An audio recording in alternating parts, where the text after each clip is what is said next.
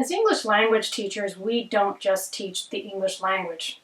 We also teach the culture that goes with English language usage, be it Canadian culture, British culture, American culture, or Australian culture. In this video, you'll see a series of interviews with teachers talking about how they teach Canadian culture along with teaching the English language. And you'll hear their challenges with this task and just different things they've learned over the years as they've tried to help their students both learn the English language and also be successful in a Canadian cultural context. Singularly, the most important thing, two things actually, to teach non-native speaker students about Canadian culture is that Canadian culture values individuality. And a lot of societies, culturally, academic culture as well as their social culture is collective. They come from a collective mindset.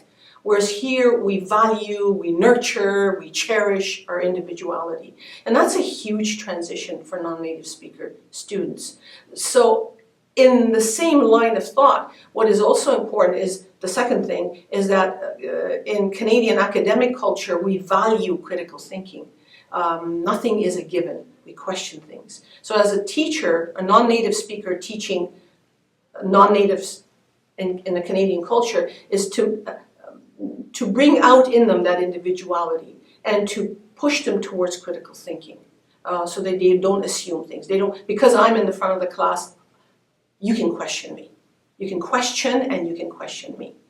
And so those are the two things that I think are very significant that I can bring to the class as far as teaching them about Canadian culture.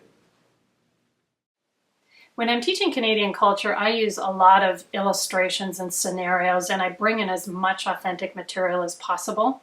So I share stories, I share challenges people have had in understanding Canadian culture, and then we talk about strategies for overcoming those challenges.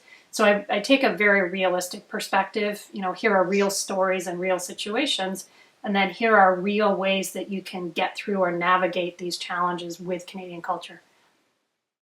That there is no Canadian culture. I think that that's the biggest misconception.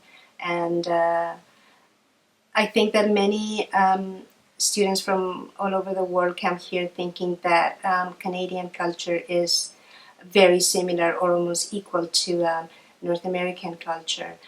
So they expect to see the same that they have seen through movies or through media about the US.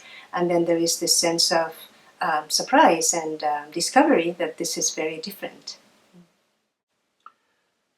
Well, as I've said before, culture is a big word, and in fact it's a very loaded word. It means something different to almost everybody that you meet. So I would probably suggest don't use the word in sort of its stereotypical way.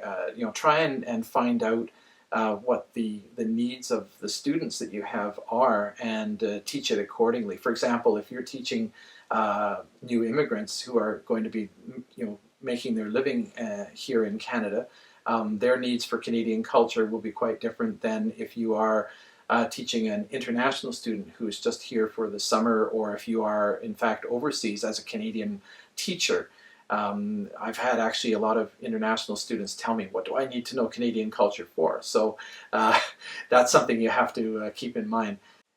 The other suggestion I might have for teaching culture is, first of all, maybe talk about what culture means to the individual students in your class, to find out what stereotypes already exist, and then you can plan your lessons based on different topics that come out of that discussion.